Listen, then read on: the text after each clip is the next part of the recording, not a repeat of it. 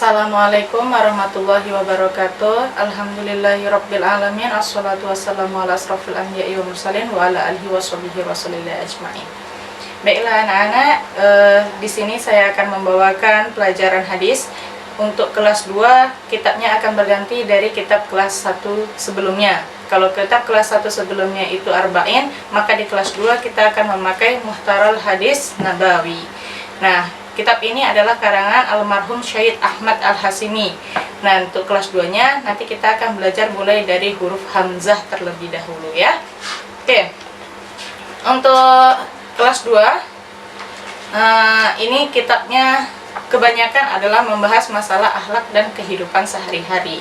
Jadi hadisnya lebih kurang membahas masalah adab-adab kehidupan sehari-hari. Baiklah anak-anak yang di rumah, anak-anak ustazah yang kami sayangi, mudah-mudahan dalam keadaan sehat walafiat. Silahkan buka kitabnya halaman 9. Nah, sudah dibuka? Nah, halaman 9 kita mulai dari huruf hamzah urutan nomor 1.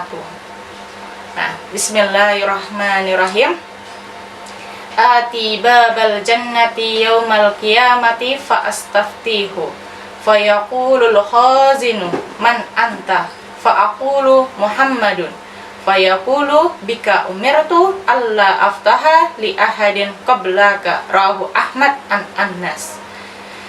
Ati telah mendatangi aku babal jannati akan pintu surga yaumal qiyamati pada hari kiamat fa astaftihu maka meminta buka aku fayaqulul khazinu maka berkata ia si penjaga man anta siapa kamu fa'aqulu maka berkata aku Muhammadun Muhammad fayaqulu maka berkata ia penjaga bika karena engkau umirtu diperintahkan aku Allah supaya tidak aftaha membuka aku li ahadin bagi seorang pun qablaka sebelum engkau. Hadis riwayat Ahmad dari Anas. Nah, dalam hadis ini kita akan berbicara tentang keistimewaan, salah satu keistimewaan Nabi Muhammad, yaitu bahwa pintu surga tidak akan dibuka untuk siapapun sebelum Nabi Muhammad masuk ke dalamnya. Nah, dijelaskan bahwa di sini kata si penjaga surganya bika umirtu alla aftaha li ahadin qablaka. Karena engkau diperintahkan aku supaya tidak membukakan pintu surga sebelum engkau. Jadi nggak boleh pintu surga itu dibuka untuk siapapun kecuali Nabi Muhammad masuk ke dalamnya. Nah, ini adalah salah satu keistimewaan Nabi Muhammad. Oke, kita lanjut sama hadis kedua. Bismillahirrahmanirrahim. A'til ma'rufa wajtani bil munkara wanzur ma yujibu uzunaka ayyaqulal lakal qaumu iza kumta min indihim fa'tihi wanzuril ladzi takrahu ayyaqulal lakal qaumu iza kumta min indihim fajtanibhu rawahu jamaah. A'ti telah datangilah al-ma'rufa akan kebaikan, wajtanibi dan jauhilah al-munkara akan kemungkaran, wanzur dan perhatikanlah ma yujibu barang yang takjub ya uzunaka akan telinga engkau ayyaqulallaka bahwa berkata bagi engkau al-qaumu oleh kaum iza kumta apabila berdiri engkau min indihim dari sisi mereka fa'tihi maka datanginya ia kaum, wanzur dan perhatikanlah allazi takrahu yang membencinya telinga ayyaqulallaka bahwa berkata bagi engkau al-qaumu oleh kaum iza kumta apabila berdiri engkau min indihim dari sisi mereka fajtanibhu maka jauhilah ia kaum. Hadis riwayat jamaah. A'til ma'rufa. Nah, dalam hadis ini kita disuruh untuk mendatangkan kebaikan, banyak-banyak untuk berbuat kebaikan. Wajtani bil munkarah dan jauhilah kemungkaran. Jangan dekat-dekat dengan kemungkaran. Salah satu contoh kemungkaran yaitu berbuat dosa. Kemudian wanzur ma yujibu uzunaka dan perhatikan barang yang takjub ya barang uzunaka akan telinga engkau. Jadi kita tuh harus melihat kita barang yang enak di telinga kita. Kalau kita ada sekumpulan orang, nah kemudian kalau kita tidak ada izakum tamin indihim, kalau kita tidak ada di sisi mereka, kemudian kita masih enak saja mendengar sesuatu tentang kita dari mereka. Misal kita tidak ada dalam suatu perkumpulan itu, kita masih dibicarakan hal-hal yang baik tentang diri kita, maka datangilah kaum-kaum yang seperti itu. Orang-orang atau teman-teman yang seperti itu, itulah yang harus kita dekati. Tapi sebaliknya, kalau seandainya kita tidak ada izakum tamin indihim, kalau kita pergi dari sisi mereka, tidak ada kita di sampingnya, kemudian terdengar dari kita sesuatu yang tidak enak di telinga kita, mungkin menggunjing kita atau membicarakan sesuatu yang buruk tentang kita, fajtanibhu, maka jauhilah orang-orang yang seperti itu. Jadi kalau kita ingin mendatangkan kebaikan, menjauhi kemungkaran, maka salah satu jalannya adalah melalui teman. Nah, kalau kita berkawan dengan orang-orang yang baik, orang-orang yang membawa kebaikan, maka insya Allah kita pun akan terbawa ke dalam kebaikan. Namun sebaliknya, kalau kita berteman dengan orang-orang yang kurang baik, yang sering berbuat maksiat, maka pun kita akan seiring waktu biasanya akan terikut dengan orang-orang yang seperti itu. Maka pandai-pandailah anak-anak ustazah untuk dalam memilih kawan. Carilah kawan yang membawa kebaikan, jangan membawa keburukan. Contohnya mungkin ada kawan yang mengingatkan sholat, ayo sholat sama-sama, ayo jamaah. Nah, kawan-kawan seperti inilah yang harus didekati. Tapi jauhkan, kalau ada kawan-kawan yang ngajak gunjing, kawan-kawan yang ngajak lambat ke musola, kawan-kawan yang ngajak terlambat sekolah, nah kawan-kawan seperti inilah yang harus dijauhi. Kemudian, lanjut hadis ke-3. Bismillahirrahmanirrahim. Afatul ilmi an-nisyanu wa ido'atuhu an tuhaddisa bihi khaira ahlihi. Rawahu Ibnu Abi Syaibah. Afatul ilmi, penyakit ilmu, an-nisyanu adalah lupa. Wa ido'atuhu, dan sia-sianya ilmu, antuhat disabihi, bahwa bercerita dengannya ilmu, khaira ahlihi, selain ahlinya ilmu. Hadis riwayat Ibnu Abi Syaibah. Ya, ilmu itu nggak cuma manusia yang punya penyakit, ilmu pun punya penyakit. Salah satu penyakit ilmu adalah lupa. Kalau kita dapat ilmu tak pernah diulang-ulang, maka hilanglah ilmu itu. Maka salah satu obatnya ilmu adalah sering mengulang-ulang atau muzakarah kalau bahasa santrinya ya. Kemudian wa ido'atuhu, dan sia-sianya ilmu. Kita kalau punya ilmu akan sia-sia jika kita berdiskusi kepada bukan ahlinya atau menyerahkan ilmu kepada bukan ahlinya. Misalnya kita ingin berdiskusi soal matematika, tapi didiskusikan kepada guru bahasa Inggris, itu tidak akan matching, tidak akan sejalan, tidak akan mendapatkan hasil. Maka kalau kalian ingin mendiskusikan matematika, maka diskusikanlah kepada guru-guru matematika. Maka saya jamin kalian bisa dapat apa yang kalian mau. Kalian akan mendapatkan sebuah hasil. Jadi tidak sia-sia. Jadi kalau mendiskusikan ilmu, bicarakan kepada ahlinya atau kepada orang yang suka terhadap ilmu tersebut. Maka kalian akan mendapatkan sesuatu yang bermanfaat. Paham? Oke, hadis keempat. Bismillahirrahmanirrahim. Afatud dini salasatun, faqihun fajirun, wa imamu jairun, wa mujtahadun jahilun. Rawahu Dailami an Ibnu Abbas. Afatud dini, penyakit agama, salah satun, ada 3. Faqihun fajirun, ahli fikih yang durhaka. Wa imamu jairun, dan pemimpin yang zalim. Wa mujtahadun jahilun, dan si mujtahid yang bodoh. Hadis riwayat Dailami dari Ibnu Abbas. Afatud dini, penyakit agama, salah satun, ada 3. Faqihun fajirun, ahli fikih yang durhaka. Wa imamu jairun, dan pemimpin yang zalim. Wa mujtahadun jahilun, dan si mujtahid yang bodoh. Jadi agama pun ada penyakitnya. Penyakit agama itu ada 3. Yang pertama, kalau ada penyakit 3 ini dalam agama, itu tanda-tanda agamanya sudah tidak sehat, sudah mulai rusak agamanya. Yang pertama, ahli fikih yang durhaka.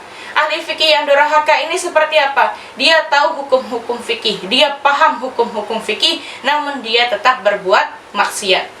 Dia tahu, maka ketika ahli fikih dia durhaka, segala fatwa yang dikeluarkannya, segala hukum yang diputuskannya itu berdasarkan hawa nafsu, ataupun kalau seandainya memang menurut ilmu, menurut kitab, maka pendapatnya sudah tidak dihargai. Karena apa? Ketika ahli fikih ini sudah berbuat durhaka, oh dia saja berbuat, masa kita dilarang tidak boleh? Contohnya minum khamar. Misalnya ahli fikih tersebut mengatakan dilarang minum khamar. Ketika difatwakan kepada orang lain kan berkata, dia saja minum khamar, masa kita dilarang minum khamar? Tidak dihargai lagi. Maka ahli fikih yang durhaka itu adalah salah satu ciri penyakit agama. Kemudian wa imamu jairun, dan pemimpin yang zalim. Nah, ini sudah banyak sekali di zaman sekarang pemimpin yang tidak adil. Mereka hanya memandang orang-orang yang dekat dengan dia, yang baik dengan dia, atau yang menguntungkan dia, maka dia akan berbaik-baik. Kalau hukumnya adalah hukum itu tajam ke bawah, tumpul ke atas. Kalau teman dekat-dekat dia, kalau seandainya berbuat salah, maka dia anggap biasa saja.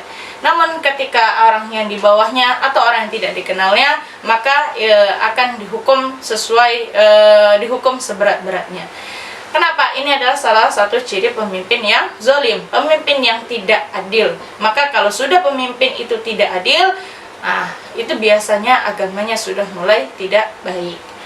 Kemudian yang ketiga, wa mujtahidun jahilun.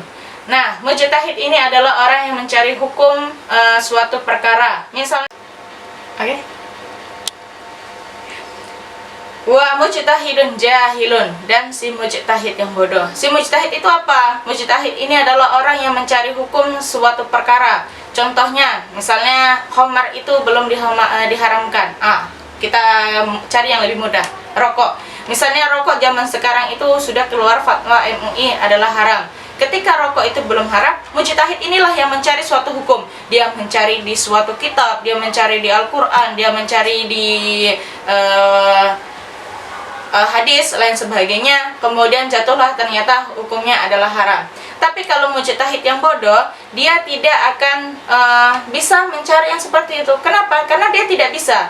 Dia mungkin tidak bisa baca Al-Quran, tapi tidak bisa memaknai Al-Quran dengan baik, sehingga nantinya hukum yang ditetapkannya akan salah atau berdasarkan terkaannya saja.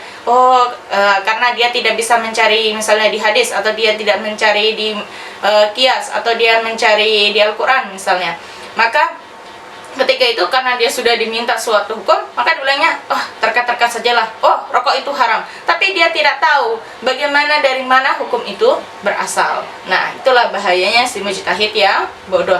Karena ketika dia sudah menetapkan sesuatu, maka dia juga menyesatkan orang lain. Nah, hadis ini diriwayatkan oleh Dailami dari Ibnu Abbas. Nah, ini yang terakhir. Kemudian hadis yang kelima. Bismillahirrahmanirrahim. Ayatul munafiki salasah. Iza haddasa kazaba, wa iza wa'ada ahlafa, wa iza tu'mina khana. Rawahu Syaikhani dari Abi Hurairah. Ayatul munafiki, ciri-ciri orang munafik. Salasun, ada 3. Iza haddasa, apabila bercerita ia. Kazaba, berdusta ia. Wa iza wa'ada, dan apabila berjanji ia. Ahlafa, ingkar ia. Wa iza tumina, dan apabila dipercaya ia. Khana, berkhianat ia. Hadis riwayat Syekhani dari Abi Hurairah. Nah, hadis ini kita menjelaskan ciri-ciri orang munafik. Orang munafik itu seperti apa? Ada 3 ciri-cirinya. Maka tidak perlu 3 untuk menjadi orang munafik. Salah satu di antara 3-nya saja sudah cukup untuk menjadi orang munafik. Ciri-ciri orang munafik itu ada 3. Yang pertama, iza haddasa kazabah, apabila bercerita ia, bohong ia, berdusta ia. Apa yang dikatakannya tidak sesuai dengan apa yang terjadi. Melebih-lebihkan, atau bahkan mengira-ngira, melebih-lebihkan, atau biasanya mengada-ngada yang tidak terjadi dijadi-jadikannya. Maka orang-orang seperti ini itu biasanya sudah ciri-ciri masuk dalam orang munafik. Yang kedua, iza wa'ada ahlafa, apabila berjanji ia, ingkar ia. Dia berjanji, misalnya contoh, dia berjanji satu hal, nanti kamu akan jaga rahasia saya. Iya, saya berjanji tidak akan membongkar rahasia kamu. Namun ternyatanya dia ketika tidak ada temannya tersebut, maka dia membongkar rahasianya. Maka dia tadi sudah berjanji. Maka dia ciri-ciri orang munafik. Maka ketika berjanji, di Al-Quran disebutkan, maka ketika kita berjanji, kita harus mengucapkan insya Allah. Insya Allah itu bukan penggugur janji. Namun ketika kita ada suatu hal yang berhalangan untuk melaksanakan janji tersebut, maka gugurlah dosa kita. Misalnya kita mau berjanji bertemu, misalnya nanti kita ketemu jam 9 misalnya, karena kita bilang insya Allah, rupanya hujan lebat atau ada bencana lain sebagainya sehingga menghambat kita untuk datang jam 9. Ketika kita tidak datang jam 9, maka gugurlah dosanya. Tapi ketika tidak mengucapkan insya Allah, ketika kita sudah janji jam 9, ada bencana pun lain sebagainya, maka terhitung itu sebuah janji. Maka biasakan ketika berjanji ucapkan insya Allah. Insya Allah bukan penggugur janji, tapi bisa menggugurkan dosa kalau terjadi sesuatu untuk melaksanakan janji tersebut. Yang ketiga, iza tumina khana, dipercaya ia berkhianat. Sudah diberi kepercayaan, sudah diberikan rahasia-rahasianya, namun ternyata dibongkar juga, namun ternyata disebarkan juga, kepercayaannya disalahgunakan. Maka beginilah ciri-ciri orang munafik. Intinya, orang munafik itu akan baik sekali di depan kita, namun akan sebaliknya ketika di belakang kita. Umpama dia memiliki dua wajah. Maka anak-anak ustazah, hati-hatilah dengan orang munafik. Semoga kita semua terhindar dari sifat-sifat munafik ini. Nah, hadis ini diriwayatkan oleh Syekhani an Abi Hurairah. Nah, demikian pelajaran hadis yang bisa Ustazah sampaikan. Untuk tugas, Ustazah ingin setelah sehari video ini disebarkan kepada anak Ustazah, dikirimkan kepada anak Ustazah, anak-anak Ustazah silahkan kirim rangkuman hadis ke nomor WA Ustazah. Silahkan tanya kepada wali kelasnya ya. Nah, paling lambat sehari setelah video ini dikirim. Nah, demikian kepada anak Ustazah, semoga dalam keadaan sehat selalu. Assalamualaikum warahmatullahi wabarakatuh.